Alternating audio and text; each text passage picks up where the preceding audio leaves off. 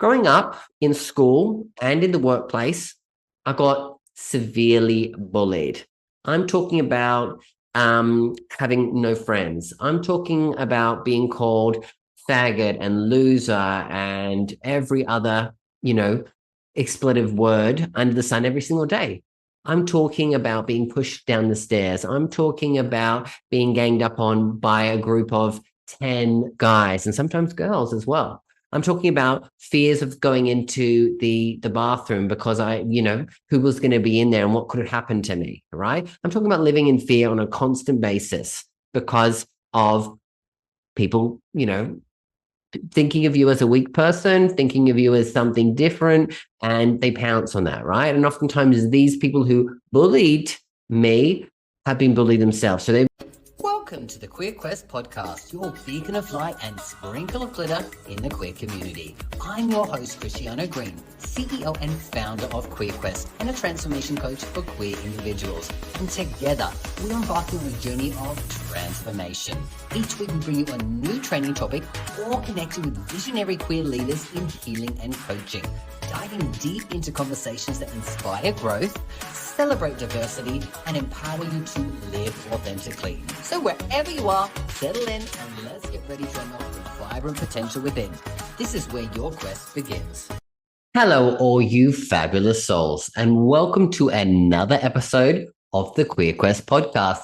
I'm your host, Christiano Green, the CEO and founder of Queer Quest and a transformation coach for people in the queer community. So I'm excited today to talk a little bit about a new webinar that I am launching next week. It's called How to Love Your Queer Self Unapologetically Without the Fears of Society's Judgment. So I'm going to talk a little bit about that, but I'm also going to talk a little bit about my journey of getting to where I am today. So basically the journey of creating Queer Quest, the journey of getting to the point of putting out this webinar, because I feel like it's a relatable story. So guys and girls and anybody who's out there listening, if you enjoyed this episode, if you learned something today, please consider following the show, subscribing to this on your favorite podcast platform, or even leaving a 5-star review. This helps the podcast more than I could say, and it allows us to reach more and more people. And that would mean the world to me. So thank you, thank you, thank you. Awesome, awesome, awesome. So getting into what we're going to be covering today. So as I said, next week, I'm launching a brand new webinar. It's called How to Love Your Queer Self Unapologetically Without the Fear of Society's Judgments. Now, in this webinar, which is free, of course, I'm going to actually share the link in the comments below. So if you're out there and hearing this and it feels like something that you're called to do, check it out, see if you can come, because I'd love to host you there as well and see your beautiful faces instead of just talking to the camera, which is what I'm doing here on this podcast. But what we're going to be talking about in that webinar is we're going to be talking about the 3 secrets that every queer person needs to know in order to go on the journey of having a queer awakening and also deepen their journey of spiritual enlightenment. Now, I talk to hundreds and hundreds of queer people over the years. And one of the key things that a lot of queer people want to be able to get to is a deeper spiritual connection. Some people have had a torrid, past when it comes to, say, religion. And we're talking about spirituality here, not religion. Of course, they can be intertwined and people can, relate to them one and the same. But for me, spirituality is a deeper thing that has no boundaries when it comes to, specific religious practices or anything like that. It's basically your deeper connection to yourself, to the world around you, to the universe. So anyone on that path probably understands what I'm talking to.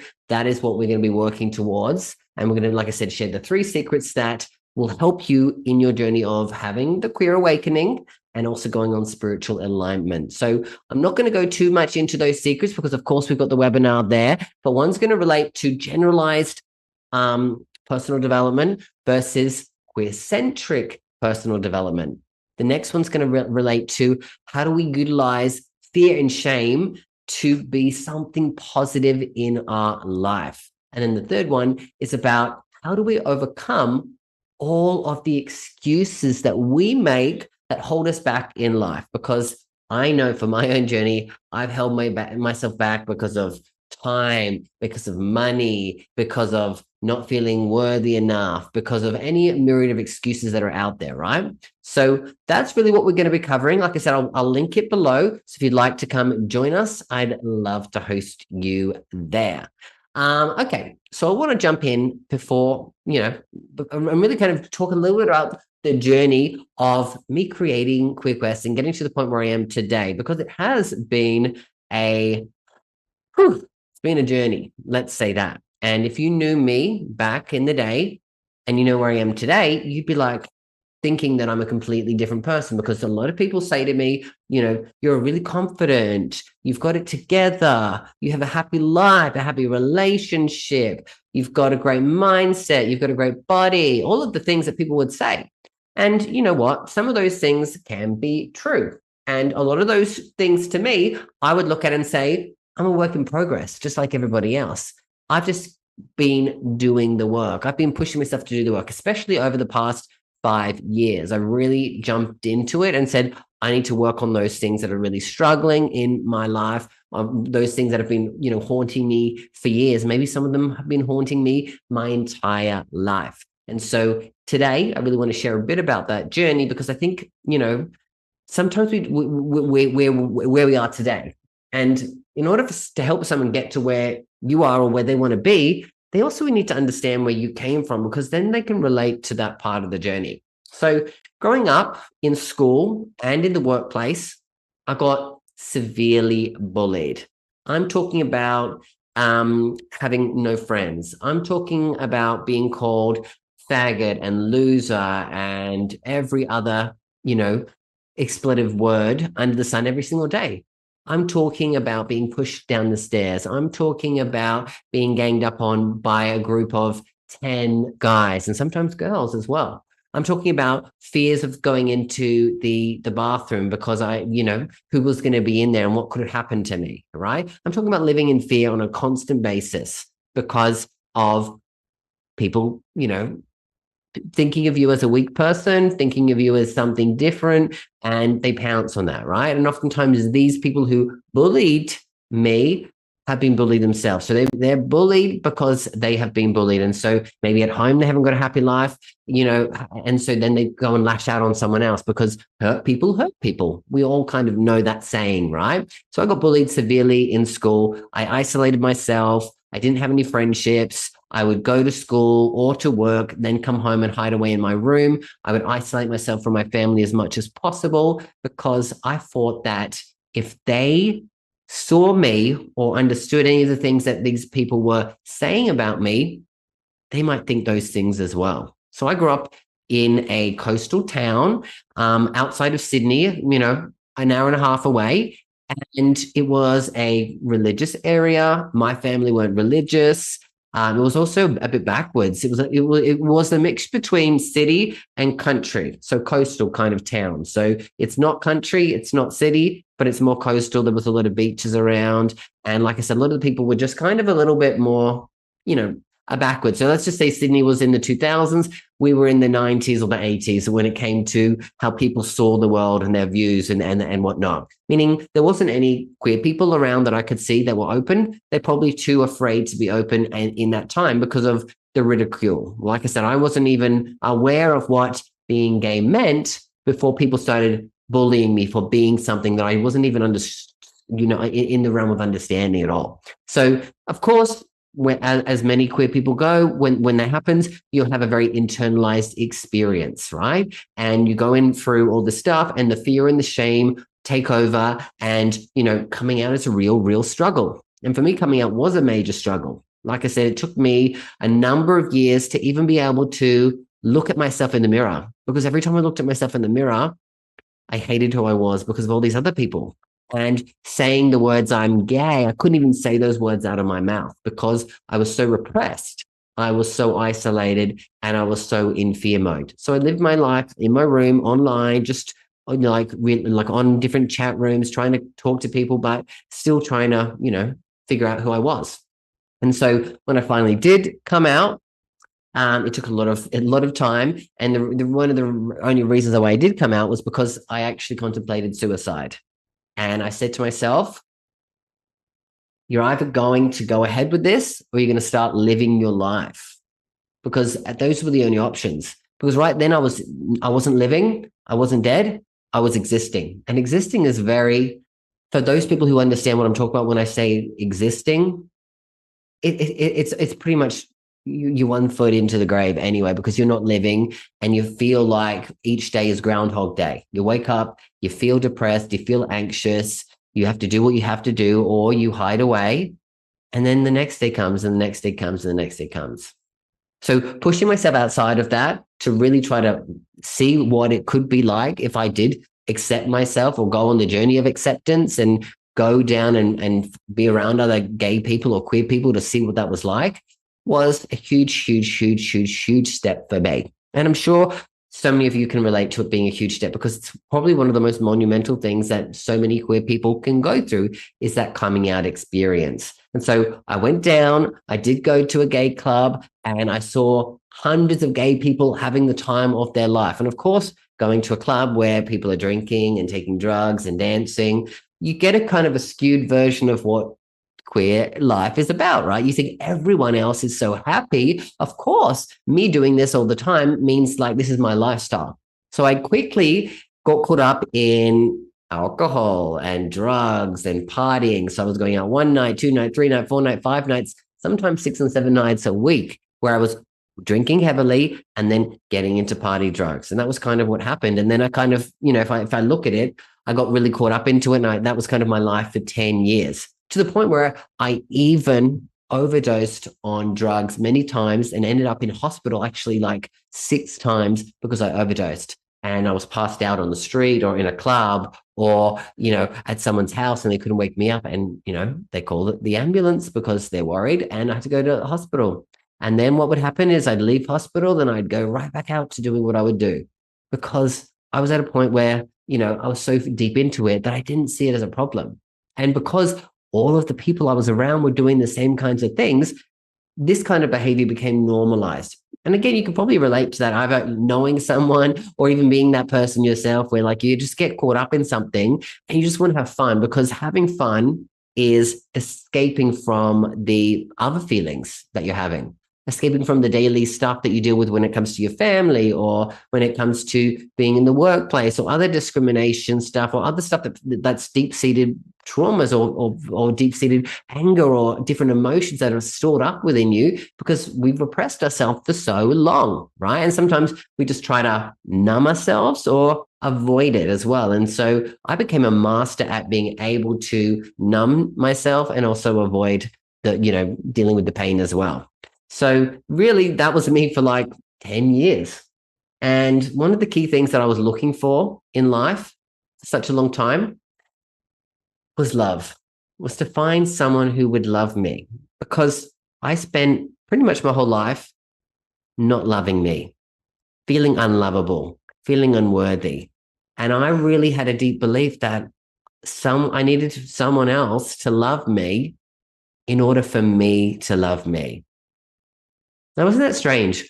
I needed someone to love me for me to love me. Right now, I feel like that's a weird saying, but back then that was a belief that I had. And I know from talking to so many people out there, I'm talking to some of you out there, right? You might have felt the same way, that if someone else could show their love for you in the way that you wanted, you would feel that you could do the same. The problem is when you're in a place where you can't love yourself and you treat yourself poorly and you constantly do things that are just not good for yourself, it's very hard to find someone who's going to want to be around that for too long, because there's an air of negativity. There's an air of self-destruction and self-deprecation. And those kind of qualities aren't very attractive, because oftentimes negativity brings people down. So being stuck in a relationship or dating someone who's in that realm, it's actually quite a struggle. And I know that because I was also attracting guys that were like that as well. And of course, when you're in that state, the guys that you want don't want you, and the guys that want you, you don't want. So it became this vicious cycle of like, why can't the person that I liked me? And for those guys that I was kind of rejecting, felt the same. So I was dealing in this very deep, intertwined, continual web and cycle of rejection. And a lot of queer people can relate to being through a deep seated web and cycle of rejection. It's just a common thing that so many people in the queer community can relate to because we've been rejected over and over and over again. So we have this, it's almost like we have this weak point. So, because if you, when you're a kid, you learn that, you don't put your hand on the stove when it's turned on because you're going to get burnt. For a kid, anytime you've got told that, most kids put their hand on the stove and they get burnt, right? You do that once, you probably don't do it again. And if you do it again, like that's the last time. But when something's happened to you like that, you avoid getting burnt. So as queer people, we've avoided being in situations where we get burnt, where we get rejected, right? So you don't put yourself out there anymore. You don't try to do things that maybe you feel like there's a fear of you getting rejected because you know how much pain the burn, the rejection really feels. And because, like I said, you have this bucket that you haven't sorted out, your rejection bucket is at its boiling point. So any even little twinkling, you're overflowing with it. And it really is a deep, deep, deep pain. Of course, you have to go through the process of emptying that bucket, working through those things, really changing some of those beliefs. And so that you can actually get to a better place and actually do the things and put yourself out there and find the partner and do the work. But it takes time as well. Are you ready to embark on a journey of transformation that's uniquely yours? Welcome to QueerQuest, the world's first and best personal development platform created by and for the queer community. Imagine a space where your authenticity isn't just accepted, it's celebrated. A place where you can grow, learn, and thrive alongside a vibrant community that understands you. At QueerQuest, we're more than just a platform. We're a family. Connect with like-minded individuals, share your stories, and empower each other to reach new heights.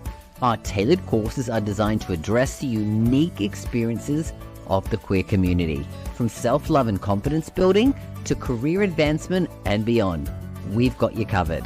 It's time to step into your power and transform your journey. Join us today at courses.queerquest.vip, see what we're all about, and sign up to begin your quest. Now, my life growing up as a queer person was a real struggle. I know that. I know how hard it was for me to come out. I know how hard it was for me to find friends. I know how hard it was to turn my life around in so many of the rock bottom moments that I had. And so I'd always wanted to help people in the queer community. It was always something that I wanted to do at my core. It took me a long time to get to a place of actually doing it. I'm so grateful that I'm now doing this on a regular basis. This is my full-time career, my full-time business, right? Of course, it's also afforded me to be able to create other businesses and do stuff with my partner and invest in these other things because I've grown it. But this is always going to be my number one, helping queer people because it's my passion. When I get to see someone in the queer community who has really struggled with their identity, struggled with relationships, struggled with their confidence, whatever it is, their self-worth, their career, and I've supported them in making the changes in their life that suits that then creates a ripple effect for them and other people around them. That's what lights me up as well, right? And so I didn't believe in myself enough back when I was younger, when I really wanted to do that. So I, tried to jump in and do all these other things. And I kind of fell into different careers because every time I started doing something, I got really good at it. And then, someone wanted me to be a manager and a leadership. And I kind of had a natural born leadership ability, and communication was something that I always was very strong at and something that I had a passion for. Again, leadership and kind of coaching, counseling, therapy, those kinds of worlds, they have a very similar set of skill sets in a sense. Of course, a lot of things have a crossover, but it worked well that I had the skills there, but I applied them in ways that kind of weren't fulfilling to me. So yes, I was able to make a difference in a lot of people's lives in the business world, in the corporate world, and that was what I would pride myself on.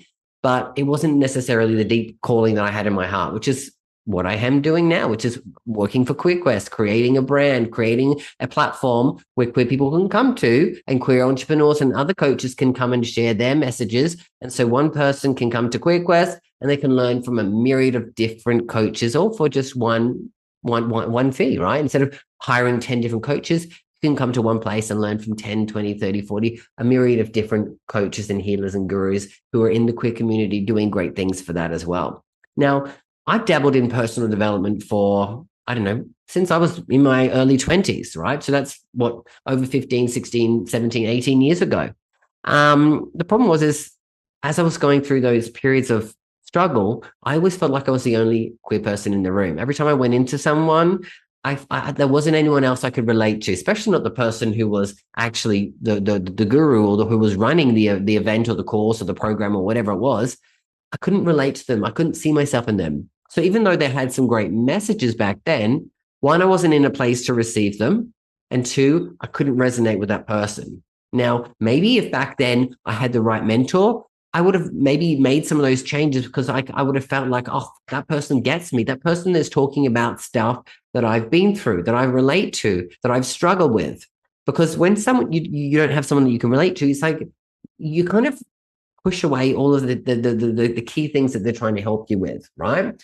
Because again, they're not relatable. You don't feel like this person can help understand you, let alone help you as well. So, like I said, I'd been doing personal development for many years, but it took I didn't do. I would make small progress, but because also as being a queer person, like so many of us do, I was a perfectionist, and because nothing was perfect, I also didn't see myself as progressing, even though I went from, going to hospital 6 times, partying every week, to running a team of 300 people for a massive corporation in Australia, right?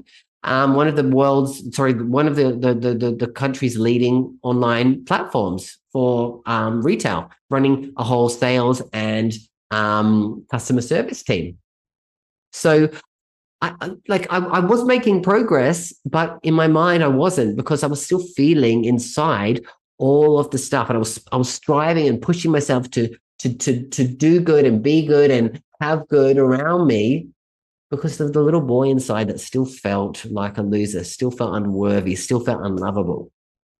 And I thought I needed to do all these things and have all these things and be all of these things in order for people to love me.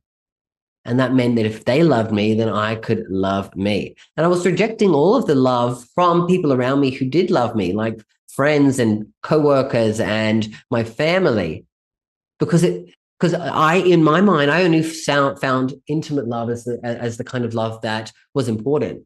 When in fact, all love is valid, and you should be focused on that. And if you can take love where you can get it, because you're also open to giving it to those people as well, then you'll start to realize that you can receive it. And then when you receive it one way and you see yourself receiving it that way, maybe you can see yourself receiving it in another way as well. So all of that kind of happened. And then I had my rock bottom moment during COVID. Of course, the world went into chaos. I was living alone. I was running a team of 300 people. Everything went crazy. People were buying things online and it was going nuts. Like things were happening, things were falling apart. And I was drinking every single night of the week. I was sometimes even drinking, I was putting wine into my coffee mug, and while I'm having a meeting, I was drinking wine because I was not coping at all. And I was also going on drug benders with because I couldn't do anything. I would get stuff and organize it. And I was just getting effed up over the weekends and just doing just absolutely losing my marbles, to the point where I remember passing out and waking up on the floor, and it was 2 days had gone by and I hadn't fed my dog. I hadn't walked my dog, and she, defecated herself in the corner because she needed to. And that hit me hard. I was like, far out. Before I wasn't impacting anybody else, but now I'm impacting a beautiful soul like my dog Possum and mistreating her. So funny enough, it was getting a dog and having responsibility for something outside of myself that actually made me decide that I needed to make a change. And so what did I do? I stopped drinking. I stopped taking drugs. I started jumping into every single personal development course that I could take because everything became online. Before, everything was in person, then it became virtual because of COVID. So when I was looking for the things that were initially holding me back and stressing me out, I was like, what can I learn? What can I do? And how can I apply it now? I was so ready to take that on because I was like, the pain was so deep. I was so stressed out at work constantly, constantly, constantly. I was like, I need to figure it out. So I worked on getting healthy again, mentally, physically, emotionally. I think because I stopped drinking and I just ate healthy and I was exercising all the time, within like 2 months, I lost like 10 kilos and became the fittest I'd ever been as well. I was mentally like I created a new routine for myself where I was up at 4 a.m. I was doing stuff. I started to apply myself. I got a business coach. I started learning how I could start my own business on social media so that I could actually do the things that I'd wanted to do because I had all the qualifications. I'd become a counseling degree. I'd done different coaching things. I had 15 years of coaching experiences in leadership roles in corporate companies. So I had so many degrees. I did NLP. I did all these different coaching stuff. So I had a lot of stuff there that I had in the background, and I just had to start working through stuff. So I did stuff that helped me heal, and went for a process of really shifting around a lot of those old beliefs about myself to the point where I could like literally empty that cup that I said was so full and really get to a place of like, oh, I can do this, right? And so then, like I said, I started my business. I started getting up at 4 a.m. and I would do work before having to go to do my workout and then do my 10 hours of work. And then I would do some other stuff. And because, you don't have much of a social life, you might call someone, have a quick chat with people, or in the phone, and then you get and do all your work. And I was going to bed early, 8 or 9 o'clock at night, and getting up every day. And then on the weekend, I would dedicate myself to having client calls and doing all the things that I could do to get out of my situation and change it. And the funny thing is as I was doing this I was taking on more and more and more.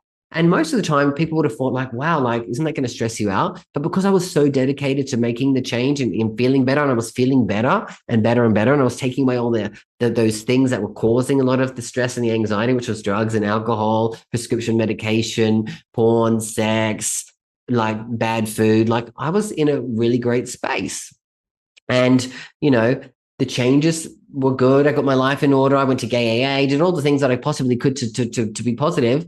And within about 8 months, I was able to leave that job that had given me so much, but also had caused me so much stress and just wasn't my purpose and passion. I was able to get the team into an amazing spot, leave in the best possible way that I could have left a company that had given me so much. And then I was able to pack up my life and move over to Bali. And all throughout that period, I stopped going on dates. I stopped working. Excuse me. I stopped going on dates. I stopped going on dates with people. Just allowed myself to focus on me because I said, you know what? I'm not in a place. I don't know what I'm going to be doing in the future, where I'm going to be, and everything was just aligning. Things were falling into place perfectly for me to do that. And so going to Bali was another of those things that felt perfectly. So when I got to Bali, I felt like I could open myself up to possibly connecting with people. And so I went online dating. I realized that, all the crazy stuff that was happening before on those websites would happen. It just wasn't bothering me. And I wasn't attracting the kinds of guys. I was just like next to any of those people. But I was actually attracting different kinds of people because I was in a better place physically, mentally, emotionally, spiritually, and was able to have better conversations, go on better dates. And finally, eventually, within a couple of months, I met my partner who I'm with today. And it's been 3.5 years of a beautiful, growing relationships. We've had our, ups and downs, our ins and outs, and all those things. But we've learned and we've grown together. And we just recently have started our own Airbnb businesses. We've got 2 properties, and we just moved into our home that we just renovated as well. So for those of you who've probably seen my, backgrounds over the years, this is my brand new office, which is fantastic. We have now got a bigger place. We've got, 3 bedrooms. We have a beautiful decorated home as well. Like, I'm not saying this to brag, but I'm seeing the fruits of the labor of the work that I did. And necessarily, things don't happen overnight, but like I started 4 or 5 years ago, really making those deep changes. it took one thing after another, after another, after another, and then it starts to compound. So if you focus on one thing and you do that really well, bang. Because when I first got to Bali, my world kind of fell apart because I had been trying to do everything at once and I couldn't do it all at once, right? Especially when you move somewhere else, you start a new relationship and you've got your business, a new business, you've got lots of clients, you've got all these other things to focus on, trying to make new friends and all that. It's hard. So I had to take it back a step and just focus on one. We focus on the relationship, we focus on the business, focused on the physical health. We focused on the, of course, I'd already had my mental and mindset good. We focused on continuing to improve those things, working on my finances. I had a lot of money stories that was holding me back, and I had to sort out all this other debt stuff and like taxes and all the stuff. Like it was just a whole way of stuff that just weighs on you. Those things that you have that you keep putting off, but they come up in your mind and you think about them either every day or every week, and it's just frustrating. But you don't deal with them. That was me for many, many, many years. And so for all of those years where I put myself into debt and done all the things, I spent the last, 4 years sorting out that stuff to the point where I was in a better financial position so we could do other things with my business and I could continue to grow and focus on QueerQuest because I want to be completely focused on what I'm doing. So I had to get all that in order as well.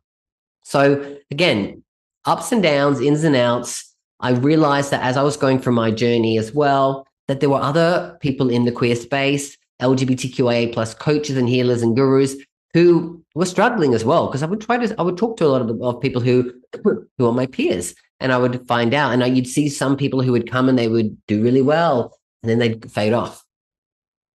And then someone over here would do that and they'd fade off. And so I'd ask them, what's going on? Why have you come and done? And they're like, I can't get clients. I can't do this. Like social media is hard for me, da, da, da, da, da. So that led me to create QueerQuest, which, as I said, is the world's first online platform for people in the queer community. So we have expert queer coaches and healers and trainers and gurus who come on the platform and they build a online course or program, which is their specialty. And if you're a queer person, you can come to QueerQuest and you can take all of the different courses that are there, the online programs, and learn from all these different voices. Now, of course, there's also a higher level where there's a group program. So every month we do a 2-3 hour workshop on a specific area, and you focus on that specific area for that month. And so we do that for the month, and then you get yourself into a good habit, and then we move to the next month and we do the next thing. And so we have these things, which are like the 12, when we look at that, say the wheel of life, the queer wellness wheel of life, there are 12 different sections that we have. So we've got the physical, we've got the mental, we've got the emotional, the spiritual, you've got the career or entrepreneurial side, you've got your finances, you've got your social relationship, you've got your intimate relationships, you have got your environment where you live, you've got your recreation, things you like to do for fun, your hobbies, you've got your cultural background as well, excuse me, and you've also got your identity. So that could be your queer identity, the identity of who you truly are, the amalgamation of all the things that are you. And we like to talk about that as our queer identity, our queer awakening, because it is a deeply spiritual thing as well. And so it's separate, but it's also our identity. So we put it in its own category as well. And so we work on those things throughout the whole year, and you continually grow. And like every single area of your life, holistically becomes better because you learn from experts in that area, and you also get to have their support and build a community because it's a very social aspect at QueerQuest as well. We're building a very positive queer community as well. So that is really the journey of me getting to where I am. Of course, there's a lot more to it, but I just wanted to kind of share that I've been there. I've been at the rock bottom moments. I've had struggles throughout my entire life when it came to a lot of these things, and I've been able to overcome them, and I continue to overcome them because as you grow, there's a devil in every level. So you kind of get to a level in life. It's kind of like in a video game, right? In most video games, when you have a certain level, at the end, there's something you have to overcome, like a boss or something that you have to fight to get to the next level. It's the same thing in life as well. But the things that we have to fight are usually the demons within ourselves that have been holding us back in life. And as we overcome them, we move to the next level in our life. So if you're someone who's in the queer community and you really want to help yourself get to that next level, have that queer awakening, go on that journey of spiritual enlightenment, really just take yourself further in your own life and deal with some of the stuff that's been holding you back, then come and, excuse me, check out my brand new webinar, How to Love Your Queer Self Unapologetically Without the Fears of Society's Judgment. And if you're curious about that, I'm going to link it below so that you can click on it and see more information and learn more about the 3 secrets that we're going to be sharing there that will help you on that journey of queer awakening and spiritual enlightenment. Okay, I am going to leave it there. I trust that you guys have all gotten value out of this. And again, if you've got value out of today, I would appreciate it if you could, follow me on whatever platform you're listening to, subscribe, like it, comment below, leave a review, share it with other people, because I really want to get the message out there. And it really, really does help when you do any of those things. So if you're here with me to the end, I honor you, I value you, and I would appreciate just a little bit of support by doing any of those things that I've shared before. Anyway, I'm going to be back next week with another episode. Until then, always remember that you've got this and I've got you. Bye for now.